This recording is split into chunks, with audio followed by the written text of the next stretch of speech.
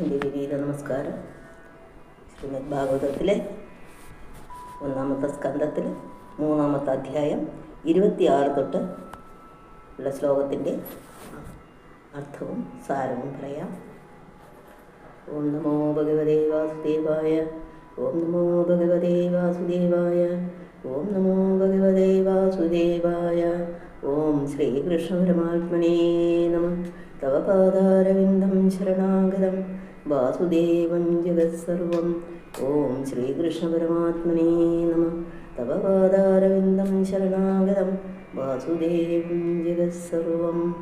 ഓം പീതാംബരം കരവിരാജിത ശംഖുചക്ര കൗമോദകീ സരസിജം കരുണാസമുദ്രം രാധാസഹായം അതിസുന്ദരമന്ദഹാസം വാദാലയേശമനിശം ഹൃദി ഭാവയാമി.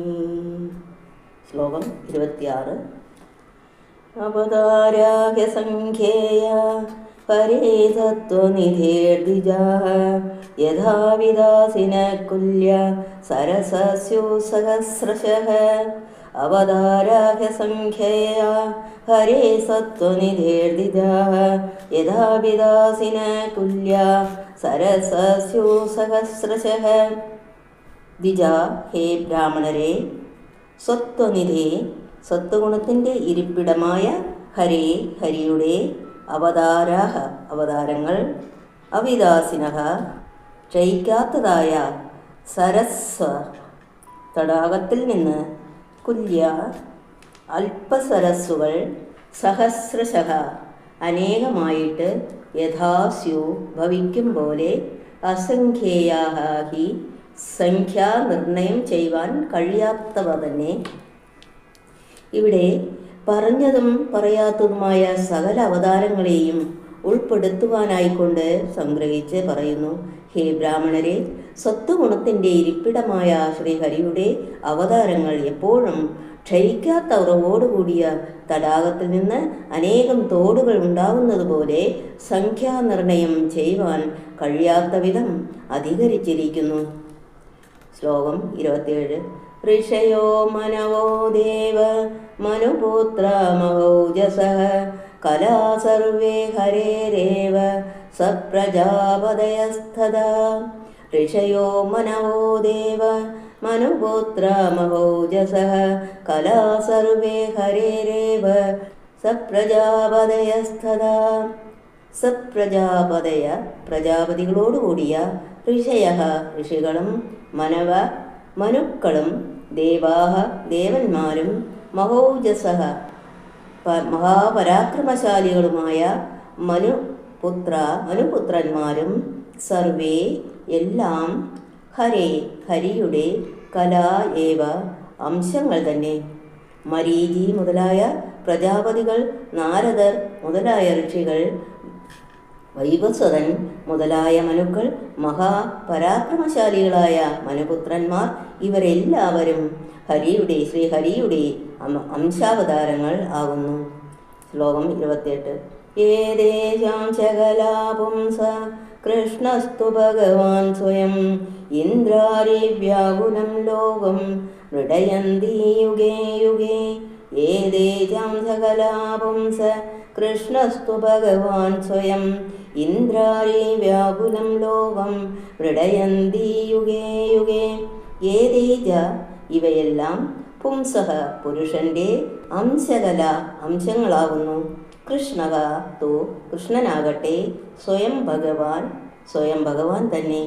യുഗേ യുഗേ, യുഗം തോറും, ഇന്ദ്രാരി വ്യാകുലം, ഇന്ദ്രശത്രുക്കളാൽ വ്യാകുലമായ, ലോകം, ലോകത്തെ, മൃഡയന്തി, രക്ഷിക്കുന്നു. ഇപ്പോൾ പറഞ്ഞ അവതാരങ്ങൾ ഈശ്വരൻ്റെ അംശാംശങ്ങളുമാകുന്നു. ശ്രീകൃഷ്ണനാകട്ടെ സാക്ഷാൽ ഭഗവാൻ തന്നെ. ഈ എല്ലാ അവതാരങ്ങളും യുഗങ്ങൾ തോറും ദേവേന്ദ്രൻ്റെ ശത്രുക്കളായ അസുരന്മാരും അവരുടെ അംശഭൂതന്മാരായ ദുഷ്ടരാജാക്കന്മാരും ലോകത്തെ നശിപ്പിക്കുമ്പോൾ ദുഃഖം കൊണ്ട് കുഴങ്ങിയ ലോകത്തെ സംരക്ഷിപ്പാൻ ഉള്ളവയാകുന്നു. ശ്ലോകം 29. ജന്മഗുഹ്യം ഭഗവതാ യേം യേതത്രയതോ നരഃ സായം പ്രാതർഗൃണൻ ഭക്ത്യ ദുഃഖഗ്രാമാധിമുച്യതേ ജന്മഗുഹ്യം ഭഗവതോയ ഏതത്പ്രയതോ നരഃ സായം പ്രാതർഗൃണൻ ഭക്ത്യ ദുഃഖഗ്രാമാധിമുച്യതേ ജന്മഗുഹ്യം ഭഗവതോയ ഏതത്പ്രയതോ നരഃ സായം പ്രാതർഗൃണൻ ഭക്ത്യ ദുഃഖഗ്രാമാവിമുച്യതേ പ്രയതഃ വിധിയായ യാ നരഃ യാതൊരു മനുഷ്യൻ ഭഗവതഃ ഭഗവാന്റെ ഗുഹ്യം രഹസ്യമായ ഏതത് ജന്മ ഈ അവതാരത്തെ സായങ്കാലത്തും പ്രാതകാലത്തും ഭക്തിയോടുകൂടെ ഗൃണൻ കീർത്തനം ചെയ്യുന്നുവോ സ അവൻ ദുഃഖഗ്രാമാത് ദുഃഖ സമൂഹത്തിൽ നിന്ന് മോചിക്കപ്പെടുന്നു.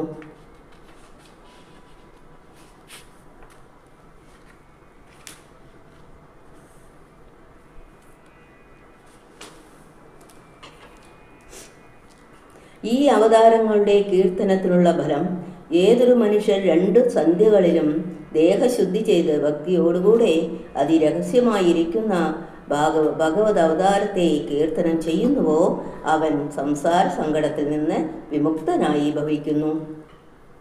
ശ്ലോകം 30. ഏതദ്രൂപം ഭഗവതോ ഹരൂപശ്ചരിതാത്മനഃ മായാഗുണൈവിരചിതം മഹദാദിവേരാത്മനി.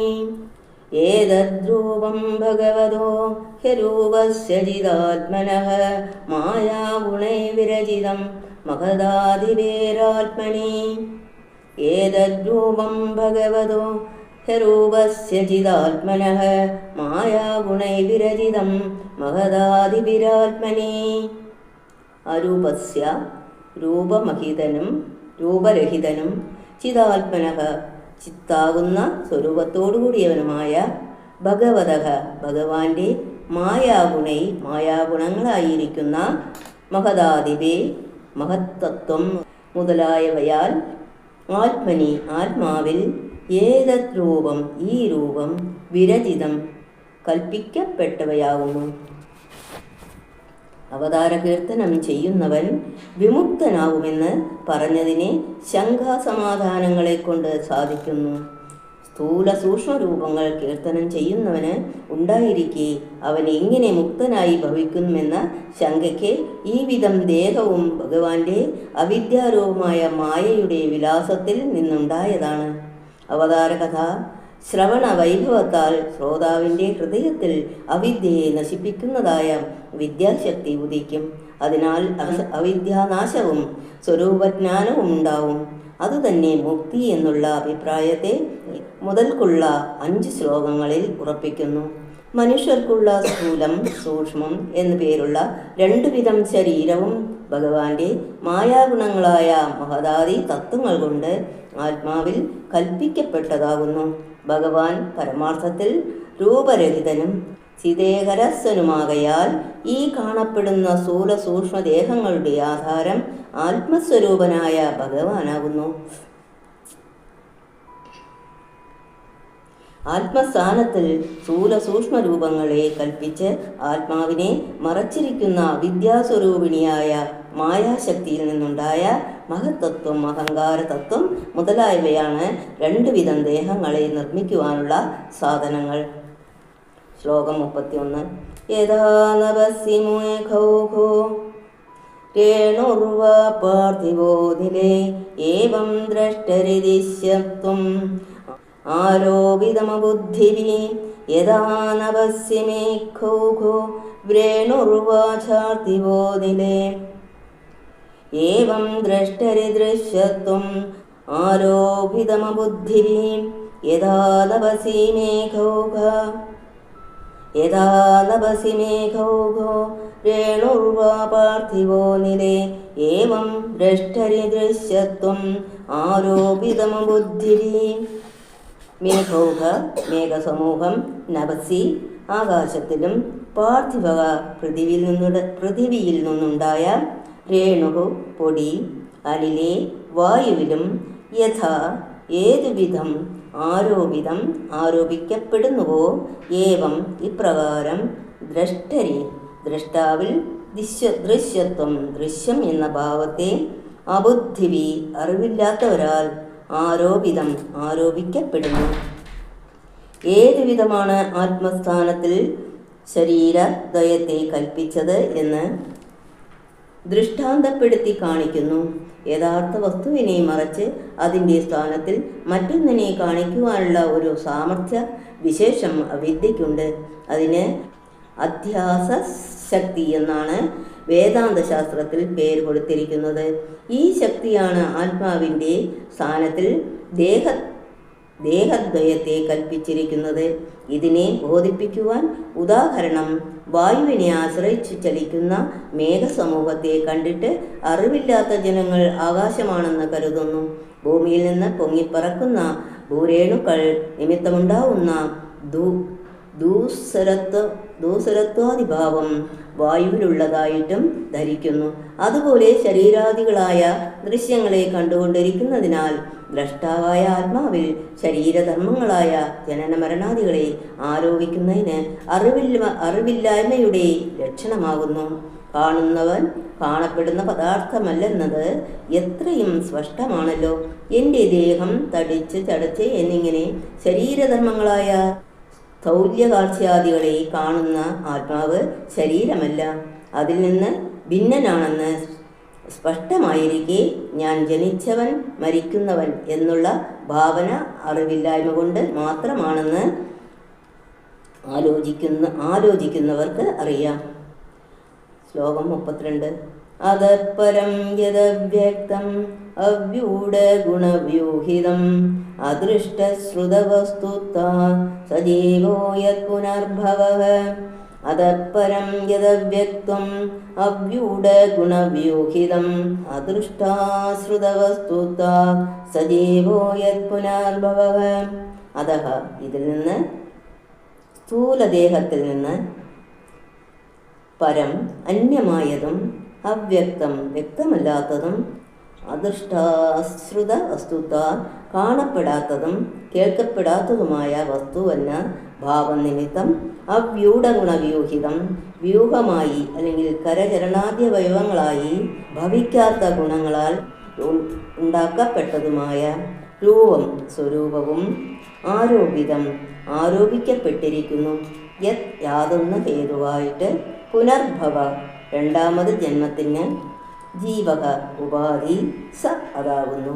സ്ഥൂല ശരീരത്തെ മാത്രമല്ല ആത്മാവിൽ ആരോപിക്കുന്നത്, അതിൽ നിന്ന് അന്യമായതും കാണാനും കേൾപ്പാനും കഴിയാത്തതുകൊണ്ടും അവ്യക്തവും കരചരണാദികളായ അവയവങ്ങളായിട്ട് പരിണമിക്കാത്ത മായാഗുണങ്ങളാൽ നിർമ്മിക്കപ്പെട്ടതുമായ സൂക്ഷ്മ ശരീരത്തെയും അറിവില്ലാത്തവർ ആത്മാവിൽ ആരോപിക്കുന്നു. അതിനെ ലിംഗദേഹമെന്ന് പറയും. വ്യക്തമല്ലാത്തതും കാണപ്പെടാത്തതും കേൾക്കപ്പെടാത്തതുമായ ആ ശരീരം ഇല്ലെന്ന് തന്നെ വിചാരിച്ചാൽ എന്താണ് ദോഷം? ഇത് ജീവൻ ഈ സ്ഥൂലത്തെ വിട്ടുപോകുന്നതും പുനർജന്മത്തെ അവലംബിക്കുന്നതും ഈ ലിംഗദേഹത്തെ ആശ്രയിച്ചിട്ടാകുന്നു. അതിനാൽ ഈ ലിംഗദേഹം ജീവോപാധിയാകുന്നു, ഇല്ലെന്ന് വിചാരിപ്പാൻ തരമില്ല. ശ്ലോകം 33. യത്രേ മേ സദസജ്ജോവേ പ്രതിഷിദ്ധേ സ്വസംവിധ അവിദ്യായാത്മനി കൃതേ ഇതി തദ്ബ്രഹ്മദർശനം. യത്രേ മേ സദസജ്ജോവേ പ്രതിഷേധേ സ്വസംവിധ അവിദ്യയാത്മനി കൃതേ ഇതി തദ്ബ്രഹ്മദർശനം. യത്രേ മേ സദസജ്ജോവേ പ്രതിഷിദ്ധേ സ്വസംവിധ അവിദ്യയാത്മനി കൃതേ ഇതി തദ്ബ്രഹ്മദർശനം. യത്ര ഏതു സമയത്തിൽ അവിദ്യാശക്തിയാൽ ആത്മനി ആത്മാവിൽ കൃതേ കൽപ്പിക്കപ്പെട്ടതായ ഇമേ സദസജ്ജൂപ ഈ സ്ഥൂല സൂക്ഷ്മരൂപങ്ങൾ സ്വസംവിധ ആത്മജ്ഞാനത്താൽ പ്രതിഷേധിക്കപ്പെട്ടവയായിട്ട് ഭവത ഭവിക്കുന്നു. ഇതി എന്ന കാരണത്താൽ തത് അത് ദർശനം ജ്ഞാനരൂപമായ ബ്രഹ്മം തന്നെ. സ്ഥൂലം സൂക്ഷ്മം എന്ന രണ്ടു ഉപാധികൾ ഉണ്ടായ വഴിയെ പറഞ്ഞ ശേഷം ആ 2 രൂപങ്ങളെ നീക്കം ചെയ്യുമ്പോൾ ജീവൻ ബ്രഹ്മരൂപമായി ഭവിക്കുന്നു എന്ന് ഉറപ്പിക്കുന്നു. അറിവില്ലായ്മയാൽ ആത്മാവിൽ ആരോപിക്കപ്പെട്ടതായ ഈ സ്ഥൂല സൂക്ഷ്മ ശരീരങ്ങൾ ഭഗവത് കഥാശ്രവണം, മനനം മുതലായവതിനാൽ ജനിക്കുന്ന ഭക്തിയാൽ ആത്മസ്വരൂപം അറിയുവാൻ ഇടവരുമ്പോൾ സ്വരൂപാനന്ദം ഹൃദയത്തിൽ ഭക്തി നിമിത്തം ഉദയമാകുമ്പോൾ പ്രതിഷേധിക്കപ്പെടുന്നു. അധിഷ്ഠാനം പ്രകാശിക്കുമ്പോൾ ആരോപം ഇല്ലാതാവുന്നത് സ്വഭാവമാകുന്നു. രജ്ജു സ്വരൂപം അറിയാതെ പാമ്പാണെന്ന് ധരിച്ച് ഭയപ്പെടുന്നു. വെളിച്ചത്തിൻ്റെ സഹായങ്ങൾ രജ്ജുവാണെന്ന് അറിയുമ്പോൾ പാമ്പാണെന്ന് തോന്നിയ ബുദ്ധി താനേ നശിക്കുന്നു. ഇതുപോലെ ആത്മസ്വരൂപത്തെ അറിയുമ്പോൾ സ്ഥൂല സൂക്ഷ്മ ശരീരങ്ങളാകുന്ന ഉപാധികൾ നശിക്കുന്നു. അപ്പോൾ ജീവൻ ജ്ഞാനസ്വരൂപമായ ബ്രഹ്മമായി തന്നെ ഭവിക്കുന്നു. ബ്രഹ്മദർശനം എന്നൊറ്റ പദമായി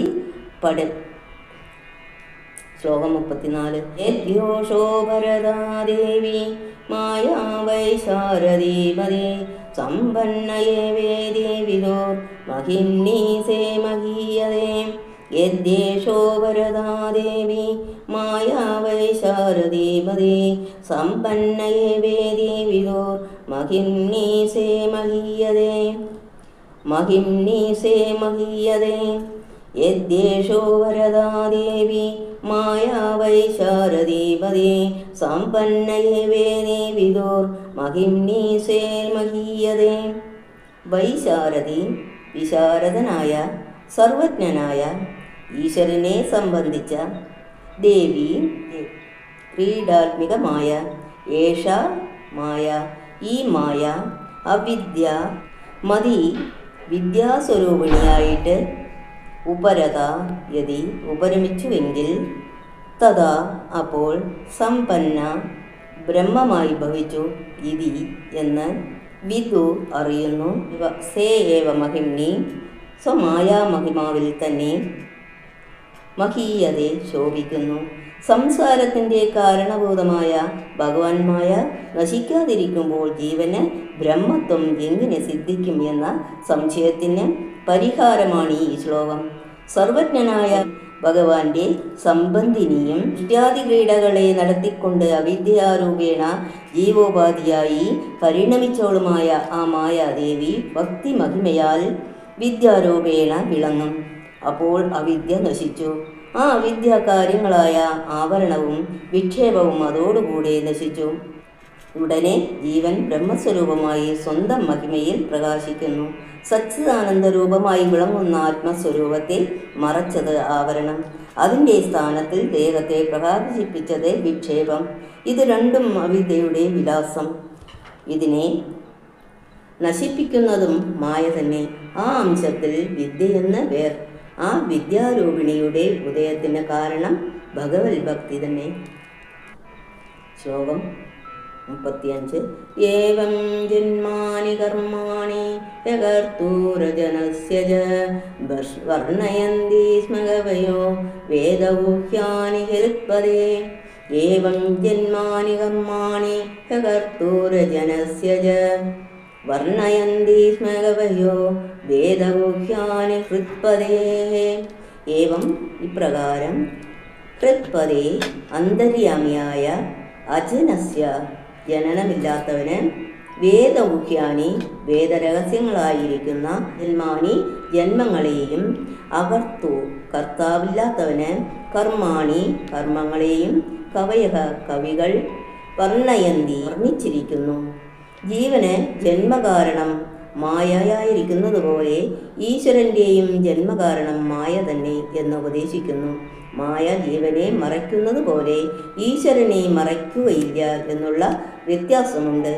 അതിനാൽ ഈശ്വരൻ നിത്യമുക്തനും സർവജ്ഞനുമാകുന്നു. ജീവൻ ബദ്ധനും കിഞ്ചിജ്ഞനുമാകുന്നു. നിത്യമുക്തനും സർവജ്ഞനുമായ ഈശ്വരനെ സർവ്വതാത്മാന ആശ്രയിക്കുന്നത് തന്നെ ജീവൻ്റെ ബന്ധം നശിച്ച് മുക്തനാകുവാൻ കാരണമെന്നാണ് ഈ പ്രകരണത്തിൻ്റെ സാരം. സർവഭൂതങ്ങളിലും അന്തര്യാമിയും ജന്മാദി വികാരങ്ങളില്ലാത്തവനും അകർത്താവുമായിരിക്കുന്ന ഈശ്വരൻ മായയെ അംഗീകരിക്കുന്നതുകൊണ്ട് ഓരോ അവതാരങ്ങളും അതിൽ കർമ്മങ്ങളും ഏർപ്പെട്ടിരിക്കുന്നുവെന്ന് തത്വജ്ഞന്മാരായ ഋഷികൾ വർണ്ണിച്ചിരിക്കുന്നു. ഇതുതന്നെ വേദത്തിൽ ഈശ്വരനെക്കുറിച്ച് പ്രതിപാദിച്ചിരിക്കുന്ന രഹസ്യം. ഓം നമോ ഭഗവതേ വാസുദേവായ. ഓം നമോ ഭഗവതേ വാസുദേവായ. ഓം നമോ ഭഗവതേ വാസുദേവായ. ഓം ശ്രീകൃഷ്ണ പരമാത്മനേ നമഃ. തവ പാദാരവിന്ദം ശരണാഗതം വാസുദേവം